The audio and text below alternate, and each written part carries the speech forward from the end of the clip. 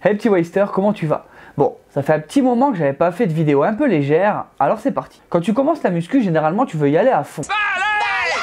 Bon, après tu te calmes hein, forcément, mais tu vas chercher à ce moment-là des modèles et pas toujours les bons. Du coup dans cette vidéo, je vais te parler des 5 personnes qu'il faut absolument pas copier quand tu es à la muscu.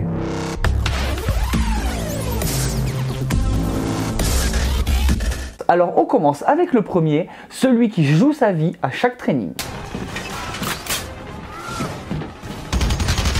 Ce mec-là, généralement, il est aimé que par ses semblables. Il vient à heure fixe chaque jour, et même parfois 2 fois par jour. C'est le gros musclé solide de la salle. Le problème, c'est que c'est même pas le mec qui fait des compètes. Non, le mec, il a 40 ans, et dans son salon, il doit avoir une affiche de Schwarzenegger et de Stallone. Pour ce mec-là, la muscu, c'est toute sa vie. Il se lève muscu, il s'habille muscu, il se couche muscu, il bouffe muscu, et je pense même qu'il chie muscu. Du coup, sa vie sociale, elle a totalement disparu puisqu'elle se résume uniquement à ses potes de muscu. Alors ne deviens pas comme lui, n'oublie pas que le sport c'est pour être positif et pas devenir asocial et complètement déconnecté de la réalité. Oh yeah. Deuxième type de personne, le nutri-nazi. Généralement, c'est le type de mec qui est capable de te donner toutes les valeurs biologiques de chaque élément qu'il bouffe. Il pèse tout, sa viande, ses légumes, ses féculents, et je suis sûr que même s'il pouvait peser la flotte, il le ferait. C'est aussi le genre de mec qui va ramener ses tupères au resto et à Noël pour éviter de prendre du fat. Alors attention, je sais que des fois, t'es obligé d'en arriver là quand t'as des compètes, des shootings, ou alors que c'est ton boulot simplement. Mais on va dire que 98% des personnes n'ont pas ces motivations. La bouffe, c'est un des éléments qui isole le plus socialement. Alors si tu veux pas finir tout seul dans ton coin, sois bien conscient qu'un repas un coup de temps en temps où tu te lâches complètement, ça changera rien à ta vie et en plus, ça te permettra de passer des bons moments avec tes amis. T'es pas un pro, alors je vois pas pourquoi tu vas te mettre autant de contraintes que. Voilà.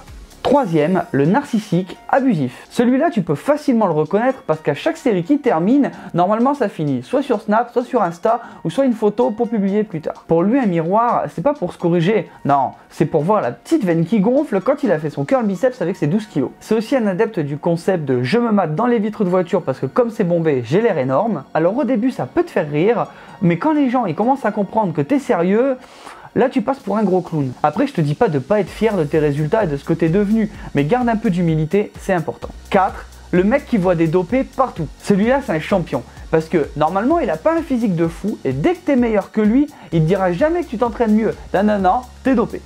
C'est-à-dire? Si quelqu'un a 40 cm de tour de bras, il est dopé. Si le mec il a un six-pack, il est dopé. Et bien sûr si t'essayes de lui faire comprendre que c'est lui le problème, il va te dire que non parce que de toute façon lui il est parfait et si les autres y réussissent mieux c'est parce qu'ils prennent des Smarties. Non Bélix, pas toi, tu es tombé dedans quand tu étais petit. Alors petit conseil, si tu commences à t'occuper tout le temps de si quelqu'un est naturel ou pas, arrête et occupe-toi plutôt de tes performances. 5. Le mec qui sait tout sur tout. Alors celui-là je t'avoue il est insupportable. Le mec aurait pu écrire un livre, devenir coach pour légitimer son truc, ça on peut pas lui enlever parce qu'il est calé sur tous les points de la muscu. Mais bon si t'as le malheur de lui dire bonjour, dis-toi que ta séance elle va durer 3 fois plus longtemps parce qu'il va t'expliquer le nom de chaque muscle, le nom de chaque exercice, ses variantes et je suis sûr qu'il est capable de dire l'étymologie du mot muscu si tu lui demandes. Alors oui il est super sympa dans le fond, mais des fois tu veux juste faire ton truc et savoir le nom complet et toutes les différentes appellations d'un muscle.